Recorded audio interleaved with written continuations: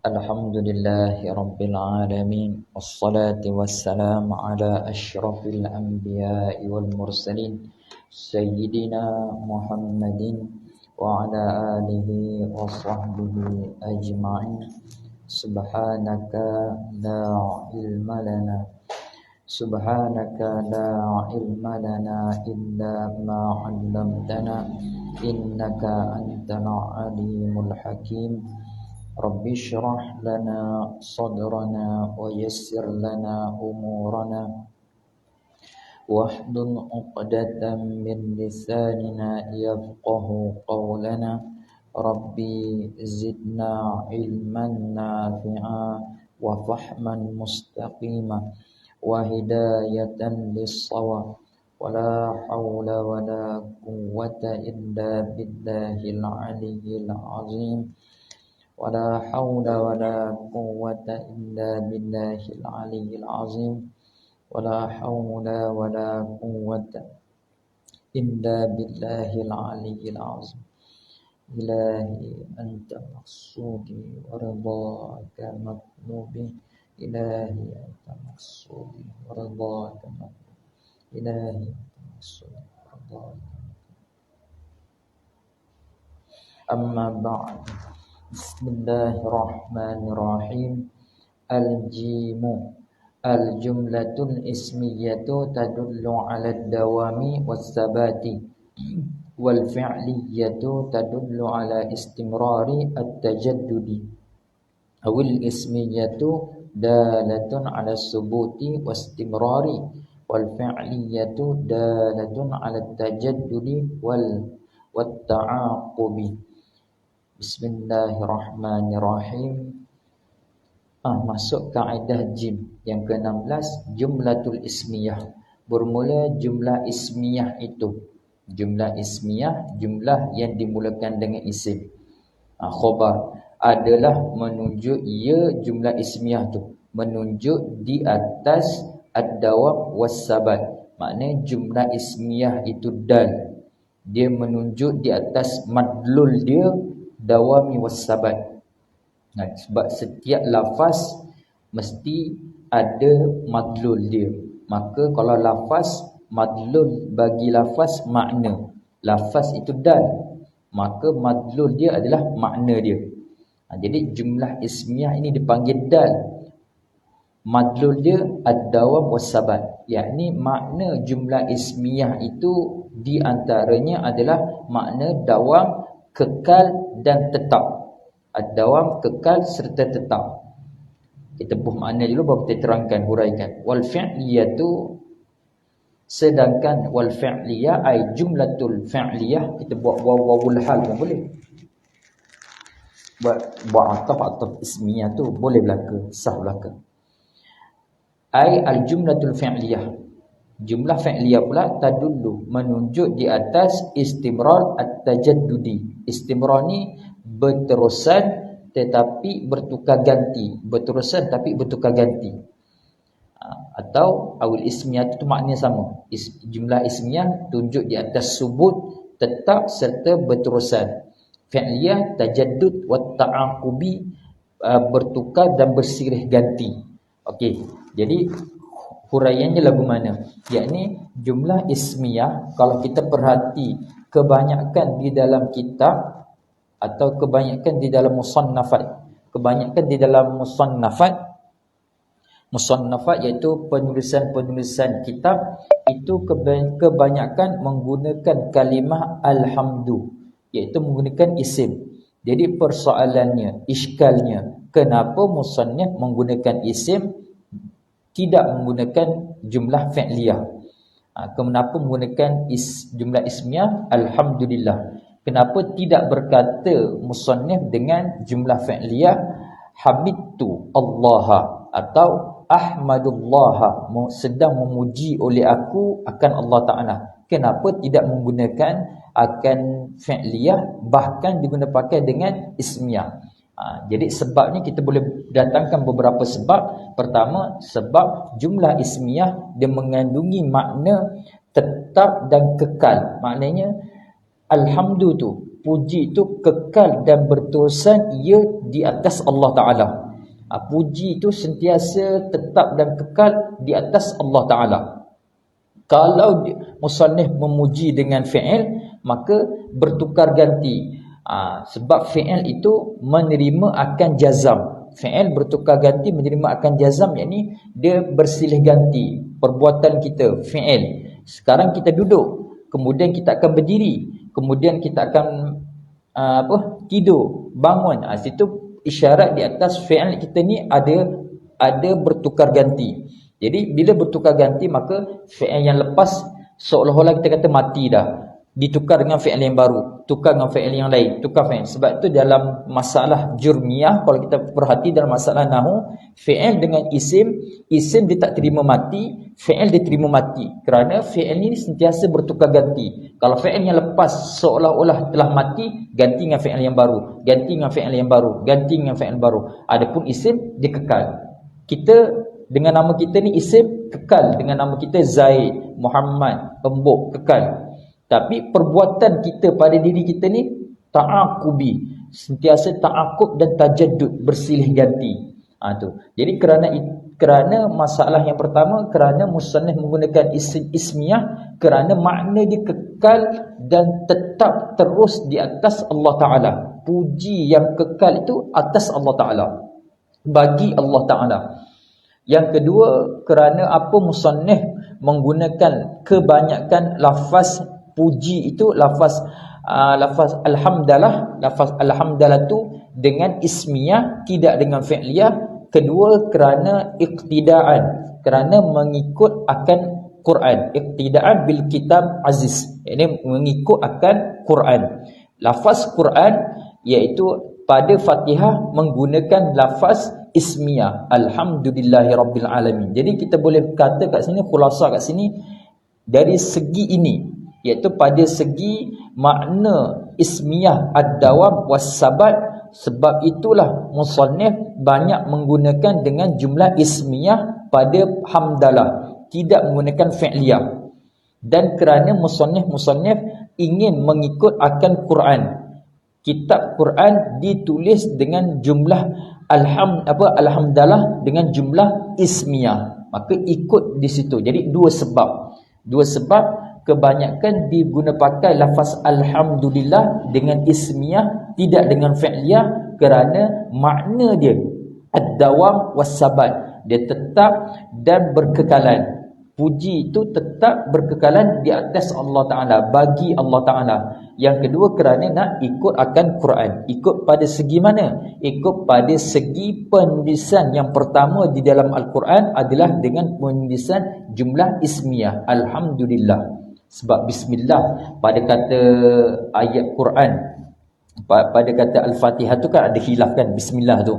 Adakah dia ayatun minal Fatihah ataupun laisat minal Fatihah? Itu ada khilaf. Jadi kita khilaf tu kita tolak tepi, kita ambil di alhamdu. Maka penulisan Al-Quran, permulaan ayat, kalau tidak iktibar khilaf tadi, ya maka alhamdulillah itu jadi ayat yang pertama. Maka penulisan Al-Quran pada segi itu, pada segi penulisan Al-Quran dimulakan dengan jumlah ismiyah. Kita iktibar penulisan Al-Quran, bukan iktibar nuzul.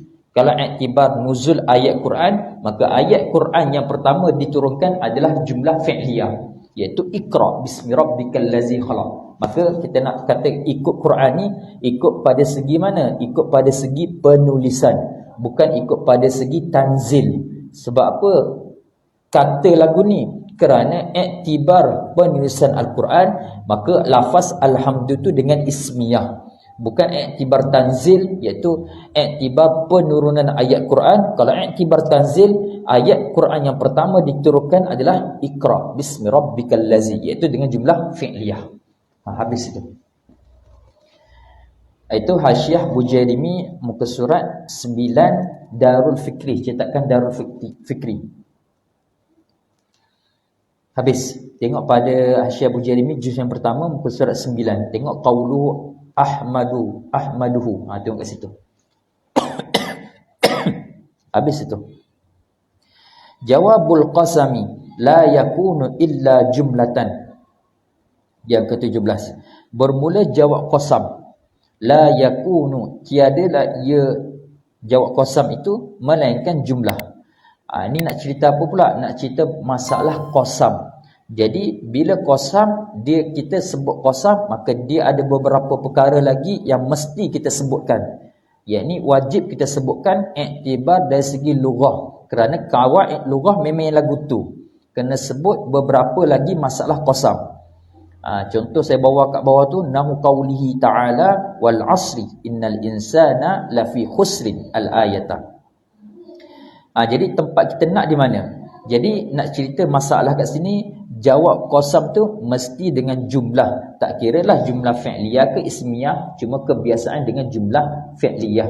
Tak apalah, kita cerita kat sini, kita nak tengok pada beberapa masalah di qasam. Jadi bila sebut qasam, maka dia ada 4 perkara yang lagi. 4 perkara, kesemua sekali qasam tu 4 perkara. Pertama, fi'il qasam.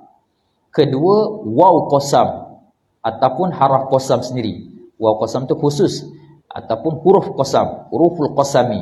Yang ketiga, muqsam bihi, sesuatu yang dibuat sumpah. Yang keempat, jawabul qasam, jawab qasam. Contoh dia lagu mana? Contoh kita ambil sikit.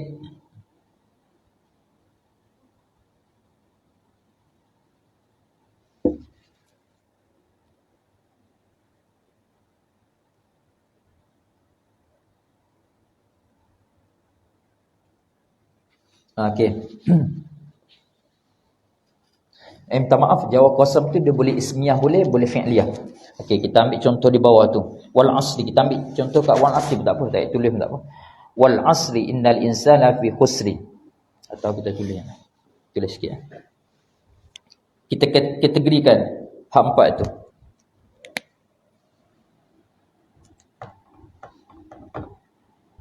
Wal asri innal insana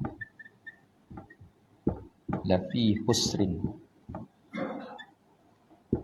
Kita baca kaedah nahu. Kalau kaedah qiraah kena matikan belakang kan, lafi khusr. Tu sama ada tarqiq ra ke tafkhim ra, itu masalah tajwid, masalah qiraah. Kita nak bahas kat sini dari sudut nahu. Jadi kita kategorikan dia. Jadi waw kat sini adalah harful qasam. Satu dah buat tubik. Wal asri muqsam bihi, sesuatu yang dibuat sumpah dengan dia.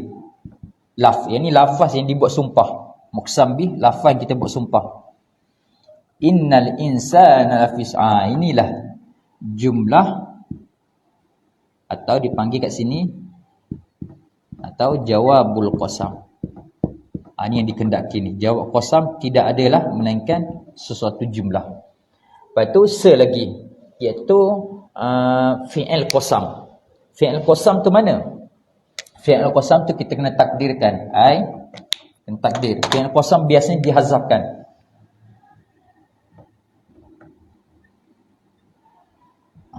Di sini aqsamu wal asri. Aku bersumpah dengan lafaz asri, dengan lafaz masa. Jadi kebiasaannya fi'il qasam, fi'lul qasam, kebiasaannya, bahkan ini yang kaedah, iaitu dihazafkan fi'il qasam. Itu kaedah dia. Jadi dari segi qasam itu sendiri, maka dia berkait dengan 4 benda. Pertama, fi'il qasam di hadapan sekali, kemudian huruf qasam, kemudian muqsam bih, sesuatu yang dibuat sumpah, iaitu lafaz yang kita buat sumpah. Kalau orang Arab, bi abika wa ummika, kan? Bi abika, demi bapa engkau, demi ibu engkau, kan? Maka abika ummika itu adalah muqsam bih, lafaz yang dibuat sumpah dengan dia. Kemudian selepasnya tu, selepas daripada muqsam bih itu, itu adalah jawab qasam atau jumlah. Ini yang dikena kat sini jumlah, itu jawab qasam lah. Jadi yang fi'il qasam itu sendiri, di hadapan sekali fi'il qasam ni, kebiasaannya memang dihazafkan. Ini tentang masalah nahu. Dia ingat dalam masalah Quran ini, kita kena ikut qiraah sab'ah. Maksudnya lagu mana? Yakni walaupun kita alim allamah nahu, saraf, balaghah, 3 ilmu alat ini, maka kita boleh baca Quran mengikut kaedah nahu, saraf dan balaghah. Tidak semestinya. Kenapa tidak semestinya? Kerana terkadang kaedah nahu, kaedah saraf, kaedah balaghah betul dah. Tetapi ikut dari sudut qiraah sab'ah, adakah bacaan yang kita baca itu terdapat di dalam qiraah sab'ah? Jadi walaupun bacaan kita betul dari sudut kaedah lughah, ini kaedah 3 kaedah yang wajib tadi, tapi kita kena kembali pada masalah qiraah, iaitu qiraah yang mutawatirah, qiraah sab'ah. Jadi kita baca kaedah nahu lagu mana pun betul sekalipun, kita kena kembali kepada kaedah sab'ah tu, iaitu adakah bacaan dengan kaedah tersebut, kaedah nahu yang betul itu ada atau tidak di dalam qiraah sab'ah. Jika tidak ada, maka tidak boleh sama sekali kita membaca dengan kaedah tersebut walaupun sekalipun betul. Kerana apa? Kerana kaedah yang kita baca itu tidak terdapat di dalam tidak terdapat dalam qiraah sab'ah. Sebab qiraah sab'ah ni mutawatirah. Yang ini betul ambil susur galur dia daripada Nabi sendiri kan. Susur galur dia akan pergi pada Nabi sendiri. Maka walaupun kita alim nahu, lughah apa semua boleh, tapi kena kembali kepada kaedah qiraah sab'ah. Itu pada masalah Quran.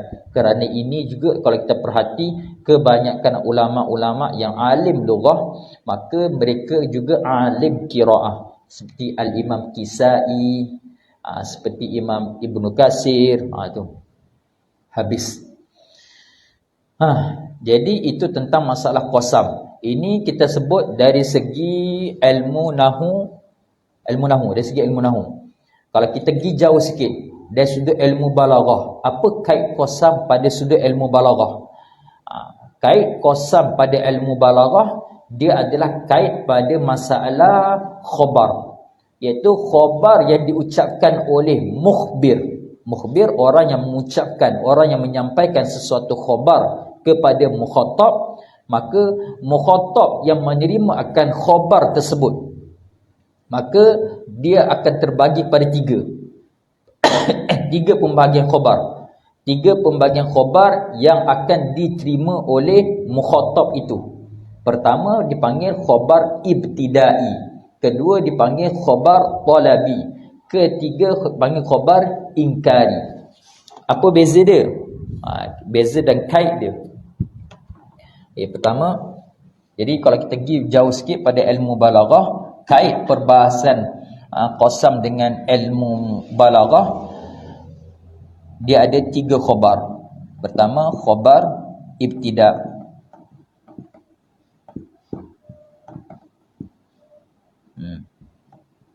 Lepas tu dia akan pergi naik pula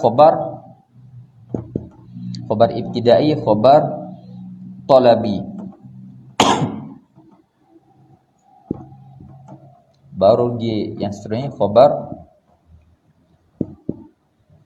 inkari. Ini peringkat pertama, peringkat yang kedua, peringkat yang ketiga. Maksudnya lagu mana? Kita nak kait dengan qasam ni. Okey.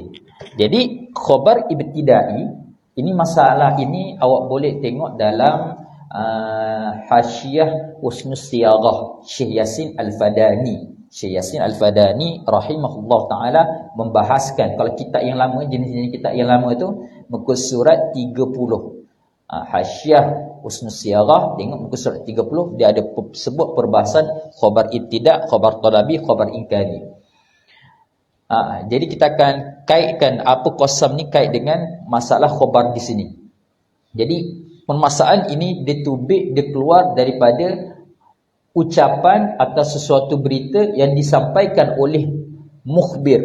Mukhbir menyampaikan sesuatu berita kepada mukhatab. Maka keadaan mukhatab menerima akan khabar itu terbahagi 3. Khabar pertama, khabar ibtidai. Khabar ibtidai ini kita datangkan tanpa semata-mata haraf taukid, tanpa semata-mata haraf qasam. Jadi tak ada haraf taukid langsung, qasam tak ada. Sebab dia mudah untuk menerima akan pengkhabaran itu. Mudah nak terima sungguh. Nanti Perdana Menteri dia akan datang ke negeri kita.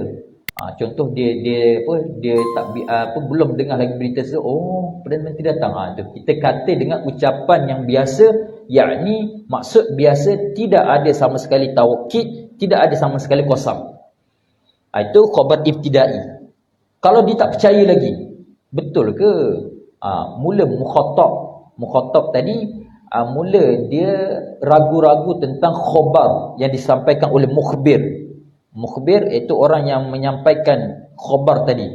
Maka mukhatab yang mula ragu-ragu dengan khabar itu, maka dia akan pergi kepada tangga yang kedua, khabar talabi, iaitu ucapan khabar tadi mesti dituntut didatangkan taukid.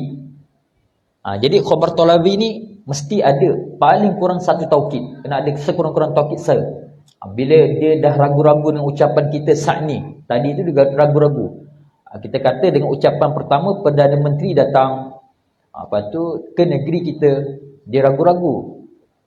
Mula tu dia boleh terima. Tapi kalau dia ragu, maka masuk pada khabar talabi. Betul ke Perdana Menteri nak datang? Kita pun kata, sungguh Perdana Menteri nak datang. Kita datang dengan sungguh. Sungguh isyarat di atas makna inna. Inna tu di antara taukid kan. Jadi mula kita datangkan inna, isyarat di atas khabar kita tadi menuntut akan taukid. Sebab apa? Sebab mukhatab mula ragu-ragu dengan ucapan kita. Lepas tu kalau diingkar lagi, betul sungguh ke? Kita akan pergi peringkat yang ketiga. Ya Allah, sumpah sungguh Perdana Menteri akan datang ke negeri kita. Kita datangkan dengan sumpah. Sumpah dia duduk pada khabar ingkari. Dia duduk ketiga dah. Tu kait qasam kat sini. Qasam kalau duduk pada di sisi bulagha, pada kalam khabar ibtidai, khabar talabi ingkari ni duduk pada khabar ingkari.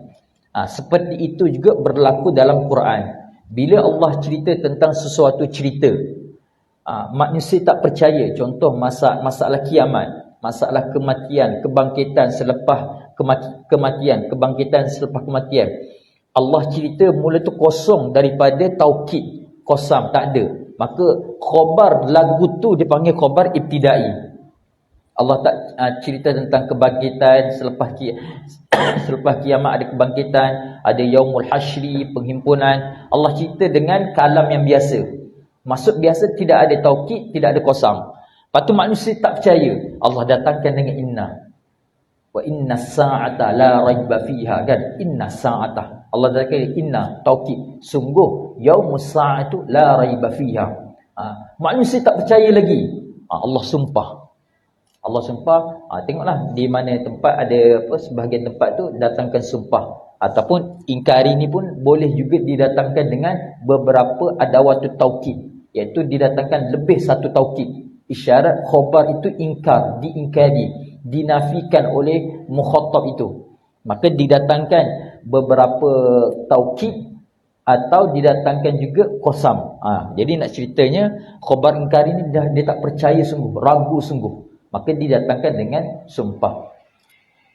Kerana itulah kalau kita perhati dalam Quran, ayat Quran di antara susunan yang disusun, di antara ayat-ayat yang termasuk ayat yang pertama, iaitu ayat Alif Lam Mim zalikal kitab la raiba fihi. Kitab ini tidak ada keraguan. Itu isyarat di atas apa? Isyarat di atas nak beritahu tentang Allah Ta'ala, nak beritahu tentang kepada kita ni, manusia tu dengan Quran tu cukup tinggi keraguan. Keraguan manusia dengan Quran tu cukup tinggi. Kerana itulah terkadang setengah berita Allah cerita dengan kaedah khabar ibtidai. Tidak ada langsung adawatut taukid, tak ada qasam. Manusia ragu-ragu, Allah tambahkan dengan adawatut taukid, iaitu haraf-haraf untuk menguatkan kalam tersebut. Inna anna, itu. Manusia tak percaya lagi, Allah sumpah. Tu teruk sungguh kan manusia. Tu habis.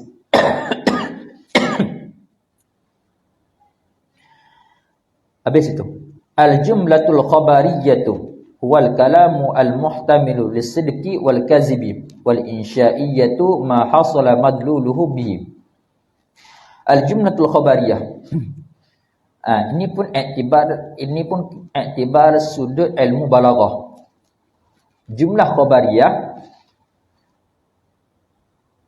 itu adalah suatu kalam. Buah jumlah khabariyah itu adalah suatu kalam muhtamilu, yang mengandungi, yang ihtimal mengandungi ia kalam tersebut sidqi wal kazibi. Boleh tanggung, boleh ihtimal kata benar, boleh tanggung kata salah. Kita terjemah dulu. Insya'iyatu ay jumlatul insya'iyah ma hasala madluluhu bihi. Jumlah insya'iyah tu ma jumlah, suatu jumlah yang hasil, yang berlaku oleh madlulnya. Madlul jumlah tu. Madluluhu ma bihi bi madlulihi. Domir. Madluluhu ma bihi madluluhu tu. Iaitu insya'iyah itu adalah suatu jumlah yang dikehendaki, yang dimaksud berlaku madlul dia, berlaku makna dia. Apa makna dia? Yakni jumlah khabariyah iaitu suatu yang jumlah kita boleh tanggung kata benar, boleh tanggung kata salah. Iaitu segala kalam yang tarkib kalam itu tidak tarkib kalam amar, tidak tarkib kalam doa, tidak tarkib kalam iltimas. Tiga ni semua duduk insya'i belaka. Insya'i itu ada 3 je. Kalam ada 3. Insya'i dia ada 3. Kalam al-amru, kalam ad-du'a, kalam iltimas. Ini insya'i belaka. Selain daripada 3 ni dipanggil khabariyah. Selain daripada 3 ni semua dipanggil kalam khabari. 3 kelakuan kalam, jika dia bukan amar, dia bukan doa, dia bukan iltimas, maka dia ditanggung dengan kalam khabariyah atau jumlah khabariyah. Contoh jumlah khabariyah, contoh jumlah khabariyah.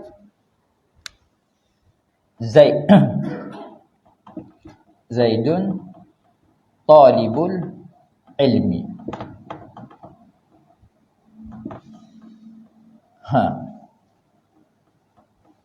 Dikait juga dengan mantik.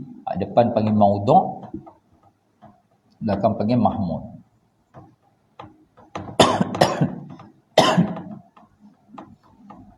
Apa lagi?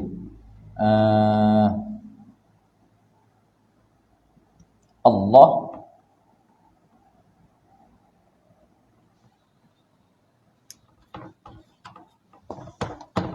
Muhammad Rasulullah.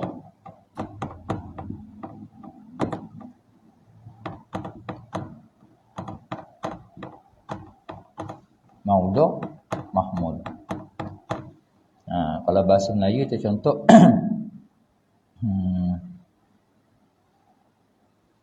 apalah, 2 contoh cukup dah. Jadi kalau kita perhati contoh, ini contoh kalam khabariyah atau jumlah khabariyah. Maka Zaid talibul ilmi, Muhammad Rasulullah. Jadi ini ihtimal. Mana ihtimal? Tanggung kata benar, boleh tanggung kata salah. Iaitu talibul ilmi sesuatu mahmul atau sesuatu hukum yang nak diletakkan di atas maudhu'. Diri Zaid. Boleh kata talibul ilmi itu sungguh berlaku. Boleh juga kita kata tidak berlaku. Sebab apa boleh kata lagu ni? Kerana dia termasuk jumlah khabariyah. Maka jumlah khabariyah ihtimal sidqa awil kazib. Boleh tanggung betul, boleh tanggung salah. Lagu tu juga Muhammad Rasulullah. Maka lafaz Rasulullah suatu hukum yang nak diletakkan pada Muhammad. Maka Rasulullah ni boleh kata betul sungguh, boleh kata kazib. Ini iktibar pada sudut ilmu mantik. Ilmu ni pak ni perbahasan ilmu mantik juga ni. Jadi boleh kata oh betul ke Rasulullah. Jadi Rasulullah itu adalah Muhammad, atau Muhammad tu akhirul anbiya. Itu semua adalah kalam khabariyah atau jumlah khabariyah, yakni ihtimal boleh tanggung benar atau salah pada mahmul di atas maudhu'. Mahmul di atas maudhu' itu boleh tanggung benar, boleh tanggung salah. Habis. Allah tidak menyamai akan sesuatu yang baru. Itu tidak menyamai sesuatu yang baru, itu adalah mahmul yang boleh ditanggung di atas maudhu', tanggung tak kata benar, tanggung kata salah. Itu kena datangkan hujah-hujah yang lain pula. Adapun insya'i ni ada tiga. Dia tiga insya'i. Sama ada amar, doa, iltimas. Amar ni adalah perintah. Yang ini perintah ni dia berlaku daripada atas ke bawah. Maka perintah ini yang dinamakan al-amru itu daripada atas ke bawah. Daripada orang suatu yang mulia kepada suatu yang kurang di bawah dia.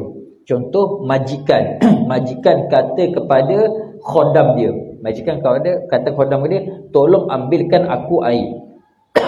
Ambilkan aku air. Maka ambilkan aku air, dia adalah al-amru. Sebab apa al-amru? Perintah. Kerana keluar perkataan tersebut daripada sayyid dia, penghulu dia, kepada khodam dia. Maka dipanggil amar. Seperti Allah tujukan sesuatu kepada kita, dipanggil amar. Perintah. Aqimus salah. Itu perintah. Sebab iktibar Allah kepada kita, sesuatu yang maha tinggi kepada kita, dipanggil amar. Adapun kita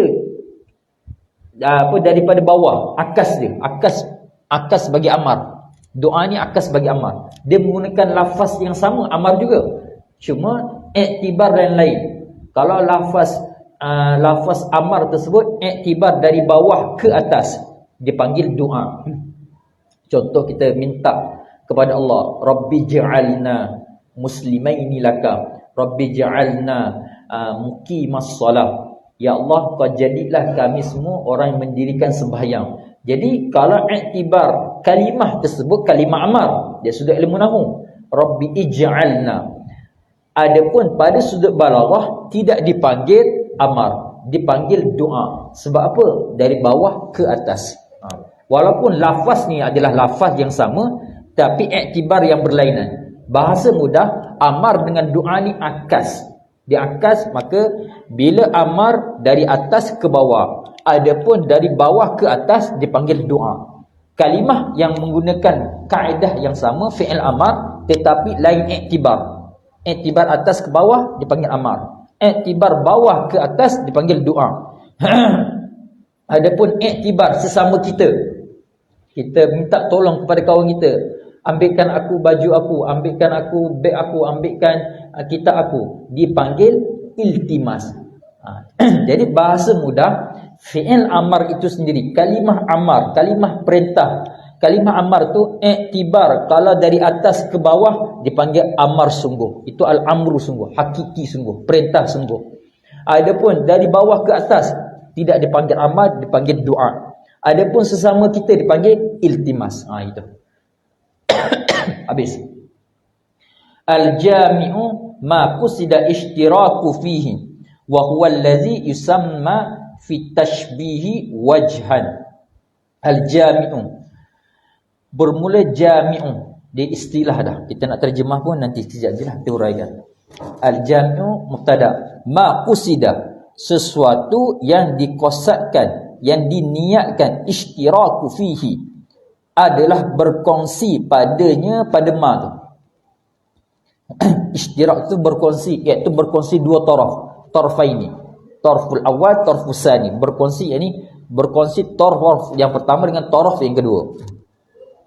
Wa huwa allazi yusamma fi tashbihi wajhan, wa huwa, dan bermula ia al-jami'u, jami' ma qusida ishtiraku fihi tu, allazi yusamma, dinamakan akannya, akan allazi tersebut dinamakan pada ilmu tashbih. Ini kaedah pada ilmu bayan ni, dinamakan wajhan, ay wajhus syabahi. Jadi nak cerita apa? Jami' bahasa mudah kita nak faham, titik persamaan, tempat persamaan di antara dua taraf, taraful awal, taraful sani.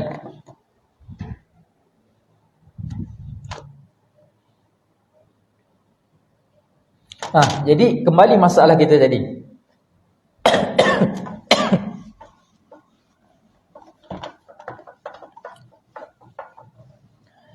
Jadi dia ada dua istilah kat sini. Pertama istilah al-jami'u. Yang kedua istilah wajhan, ai wajhus syabahi. Dari sudut makna dia sama, iaitu titik persamaan di antara dua taraf, iaitu sesuatu yang menyamakan di antara dua tempat, dua bahagian. Mana dua bahagian tu? Kalau wajhan, depan dipanggil, belakang dipanggil.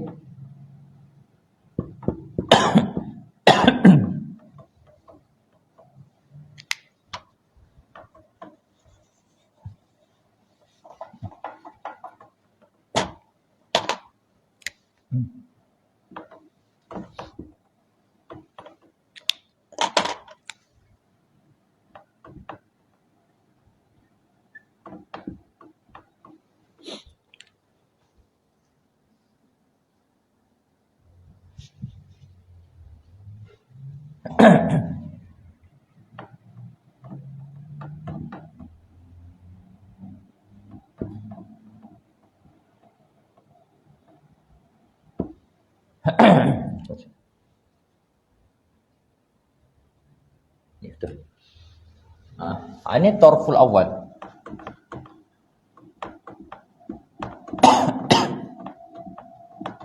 Ini tarful sani.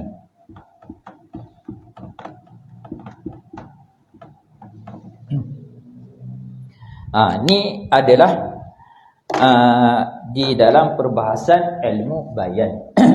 Maka tempat kita nak cerita di mana, iaitu al-jami' dengan wajhus syabah. Al-jami' wajhus syabah adalah benda yang sama. Cuma istilah ni duduk pada tempat yang berbeza. Jami' duduk pada masalah isti'arah, dipanggil al-jami'u. Wajhus syabahi dia duduk pada masalah tashbih. Tu je beza je. Ini duduk pada isti'arah, ini duduk pada wajhus syabah. Bila masuk pada isti'arah, dipanggil jami'. Dia tak panggil wajhus. Dia benda yang sama je. Cuma wajhus syabah ni adalah masalah dalam kalam tashbih. Adapun jami' ni pada masalah isti'arah. Tak kira isti'arah tasrihiyah ke makniyah ke, tak kira. Yang penting isti'arah. Maka titik persamaan tu dipanggil jami'u.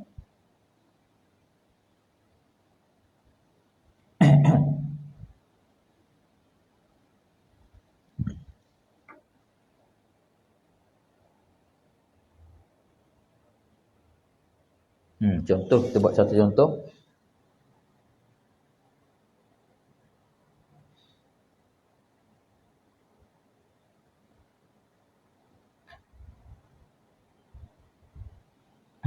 Buat satu contoh.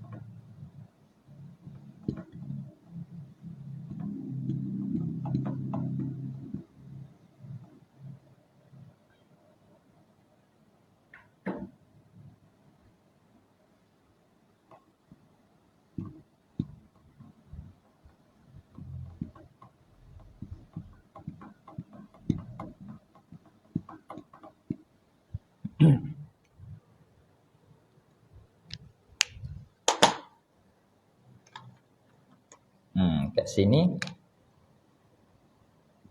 1, 2, 3. Ni kita nak al-jami'. atau syabbah, wajh syabah, wajh syabah.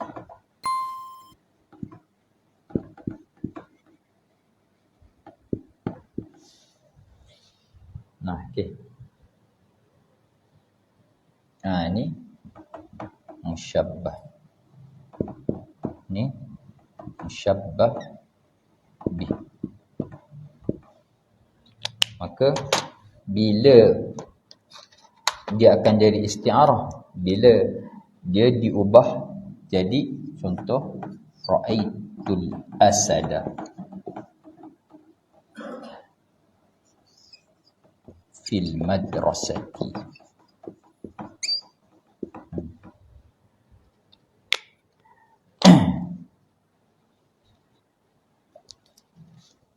Sekejap.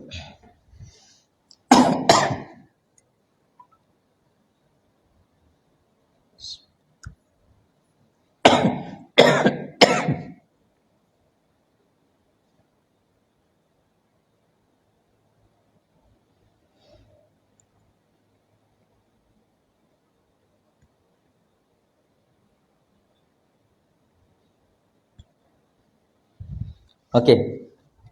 Tengok kembali masalah. Ni. Jadi kalam ni ra'aitu fil madrasati rajulan syuja'an kal asadi fil jur'ati, pada berani dia. Aku melihat di sekolah itu ada seorang lelaki yang berani pada berani tu seperti seekor singa. Seperti seekor singa tu pada sudut mana? Pada sudut berani singa tu. Jadi ni dipanggil wajh syabah. Maka kalam ni dipanggil kalam tashbih. Sebab cukup musyabbah ada, musyabbah bi, wajh syabah ada tashbih ada.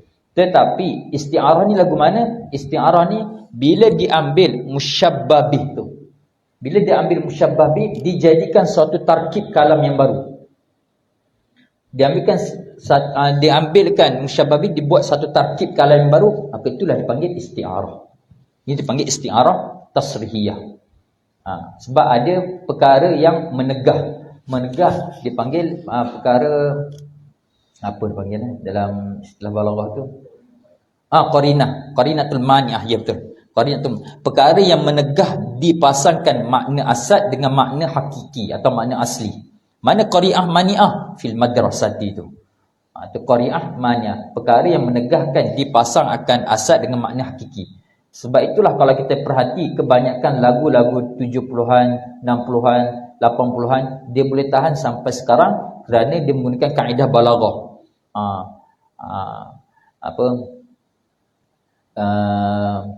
Dia kaedah balaghah dia boleh ambil musyabbah bih. Apa saya tak ingat juga. Laksana bulan, disebut bulan saja. Kalau laksana bulan ni contoh kekasih aku seperti bulan pada sudut kecantikan dia. Contoh. Jadi dibuang semua tu, diambil musyabbah bih. Maka bila musyabbah bih diambil, diletakkan sebagai satu tarkib kalam yang baru, maka dipanggil dah isti'arah tasrihiyah. Isti'arah. Habis.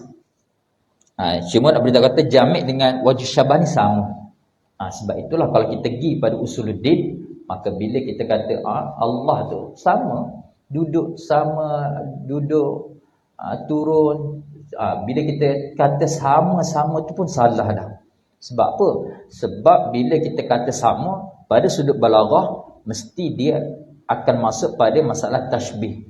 Maka tashbih itu mesti ada tempat wajh syabah. Kalau mu kata Allah itu sama dengan kita, bersila lendik, duduk serupa kita apa semua, maka bila kata lagu tu sama tu pada sudut mana?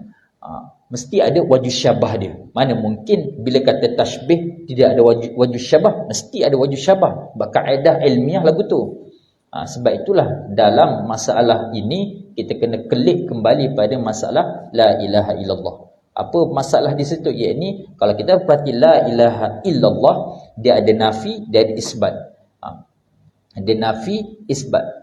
Dari kaedah kita ni kena nafikan segala ma la yaliku bihi. Sesuatu yang tidak layak bagi Allah, nafi belaka. Kemudian isbatkan hanya Allah Ta'ala saja yang bersifat dengan kamalah, segala kesempurnaan. Sebab tu kaedah kita kemas. Nafi, isbat. Nafi, isbat. Jadi bila kita dah nafi, tak ada dah istilah tashbih. Dah nafi, maka tak ada tashbih-tashbih. Habis. Al-jumalu ba'dal ma'rifati u'ribat halan wa ba'dan nakirati u'ribat sifatan. Nombor 12 tu insya'i tu, qadrib zaidan. Idrib zaidan tu fi'il amar tu. Habis jumlah yang duduk selepas isim ma'rifah u'ribat halan, di i'rab akan jumlah yang duduk selepas isim ma'rifah tu sebagai hal. Wa ba'dan nakirati u'ribat sifatan, atau kan ba'dal ma'rifati ay jumalu ba'dan nakirati u'ribat sifatan, jumlah yang duduk selepas isim nakirah pula diarahkan sebagai sifat. Yakni apa dia? Yakni segala jumlah yang duduk jumlah itu selepas isim ma'rifah diarahkan jumlah tersebut sebagai hal. Adapun jumlah yang duduk selepas isim nakirah diarahkan sebagai sifat. Contoh lagu mana? Kita ambil ayat Quran lah. Sebab kita nak kaedah-kaedah ni, kita nak faham Quran kan. Kita nak faham Quran dengan kawaid ilmu. Kawaid ilmu daripada ulama, bukan kawaid akliyah kita semata-mata, kaedah akal kita. Contoh ya ayat Quran.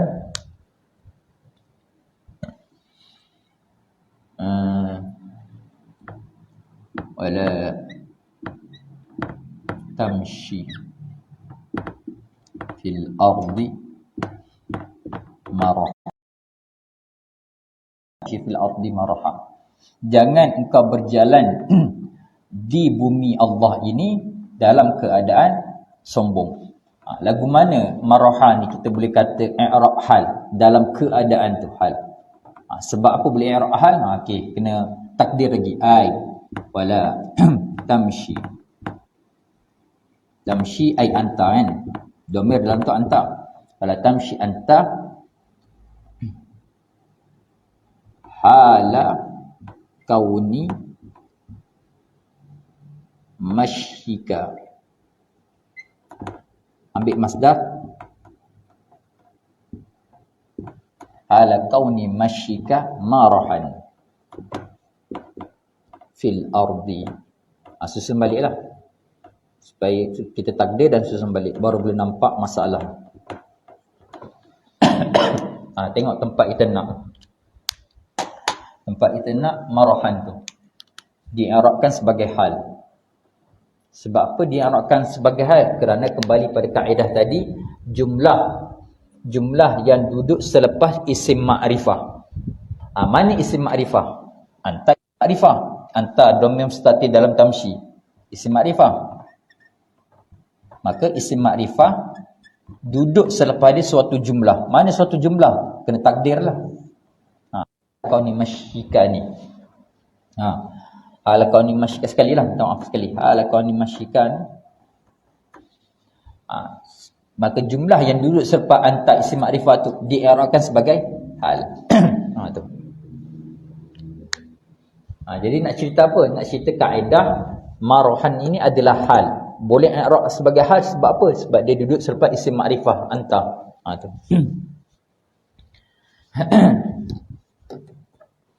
Ini di sini ni anta kat sini, minta maaf, marahan kat sini hal. Kalau dari segi kaedah nahwu, hukum asal bagi hal adalah perkara fadlah, yakni perkara lebihan. Jadi dalam kalam, dalam tarkib kalam tu dia ada dua. Wa imma kalam tersebut terdiri daripada umdah atau fadlah. Perkara umdah atau perkara fadlah. Contoh misal perkara umdah. Contoh dalam rumah kita ada perkara umdah, ada perkara fadlah. Perkara umdah, perkara yang tiang mesti ada, tidak boleh tidak mesti ada. Seperti dapur gas, peti ais, itu semua dah termasuk umdah, perkara yang penting. Tidak boleh tidak mesti ada. Sebab dia suatu keperluan. Adapun perkara fadlah, perkara lebihan. Boleh ada, boleh juga tiada, tak menjadi masalah. Contoh aircon. Aircon tu fadlah, lebihan. Tak ada aircon, ganti kipas pun tak ada masalah. Jadi nak cerita apa? Di dalam masalah kehidupan kita harian, ada masalah umdah, ada masalah fadlah. Lagu tu juga dalam tarkib kalam, dia ada umdah, dia ada fadlah. Jadi kembali masalah kat sini, asal hukum bagi marahan iaitu hal kat sini, dia ada hukum asal dia adalah semata-mata fadlah, lebihan saja. Ini perkara yang tak wajib ada di dalam sebuah tarkib kalam. Tetapi bila dia duduk di masalah ayat ini, maka dia jadi umdah, dia berubah jadi umdah. Kerana apa? Dia jadi umdah kerana jika lafaz maraha ini tidak ada, la kat sini la linnahyi, nak tegah.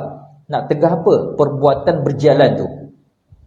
Maka kita tak boleh nak berjalan sama ada di muka, sama sekali di muka bumi Allah ini, nak tuntut ilmu ke, nak musafir pergi ke mana pun tak boleh. Sebab la linnahyi, nak tegah. Tegah apa? Tegah berjalan. Maka kita tak boleh nak berjalan langsung di muka bumi Allah. Sebab apa? La linnahyi, nak tegah. Tegah apa? Tegah perbuatan berjalan. Jika tidak ada hal, bahkan di sini ada hal, maka tegahan kat sini bukan tegahan diri berjalan. Tegahan kat sini adalah tegahan pada kelakuan atau cara berjalan tu. Yang Allah tegah tu adalah cara berjalan tu. Maraha, sombong, bongkak, tu yang Allah tegah. Bukan diri berjalan tu, kelakuan berjalan tu yang Allah tegah. Jadi kat sini nak cerita hal di sini dia menjadi umdah, dia bukan menjadi fadlah dah. Dia perkara yang tidak boleh. Sebab kalau tidak ada hal di sini, nescaya ulama tafsir atau fuqaha wajib dia mencari ayat-ayat yang lain untuk memalingkan maksud di sini. Sebab la tu la linahyi, nak menegah. Habis.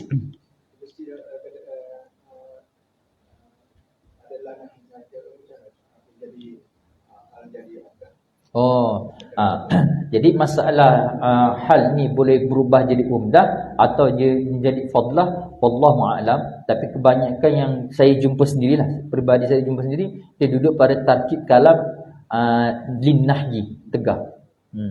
Hal berubah jadi daripada fadlah kepada umdah. Dan ingat satu permasalahan, ingat dalam masalah nahwu atau kaedah lughah secara umum ni, terkadang dia ada dobit yang khusus.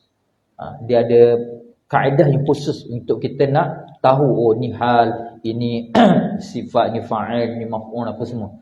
Tetapi ada kalanya di dalam tarkib kalam ni dia tidak ada dobit yang khusus. Kaedah lughah ni tak ada dobit atau penanda yang khusus. Maka bila tidak ada tanda yang khusus, kita nak guna lagu mana? Kena pergi dengan jalan zauki lah. Try zauki kita, perasaan kita pasang lagu ni kena tak? Kalau tak kena, bungkaikan. Gitu. Dia bukan masalah tasawuf saja, kena pergi dengan zauki. Dia ada masalah kaedah lughah sendiri pun. Dia ada tempat-tempat tu, wa imma saya sendiri tak jumpa dobit yang tepat, kaedah yang tepat, atau memang tidak ada sungguh. Maka kalau tidak ada sungguh, maka tidak boleh tidak, mesti dengan jalan zauki. Habis. Contoh jumlah yang duduk selepas isim nakirah diarabkan sebagai sifat. Contoh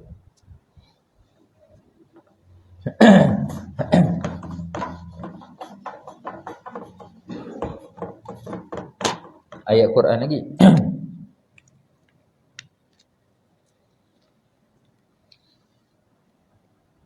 Wa iza nadaitum ila salati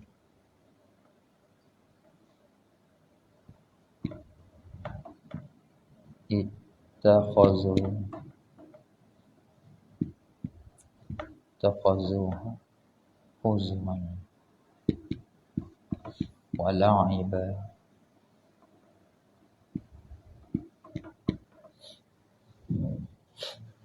zalika bi annahum qaumun la ya'qilun.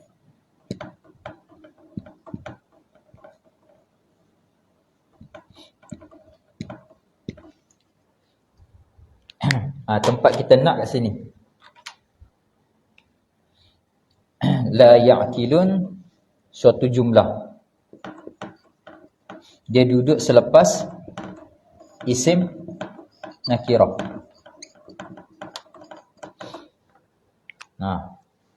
Lepas tu lagu mana? Tengok. Iza nadait wa iza nadaitum.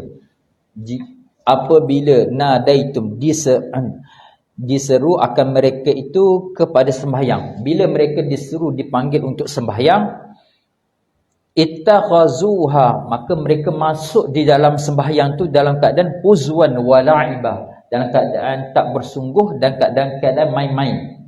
Yakni dia masuk dalam sembahyang tu dalam keadaan bermalas-malasan, tak bersungguh, dalam keadaan tak bersedia, dalam keadaan tak ada persiapan seperti seorang hamba, seperti seorang rakyat nak berjumpa dengan raja.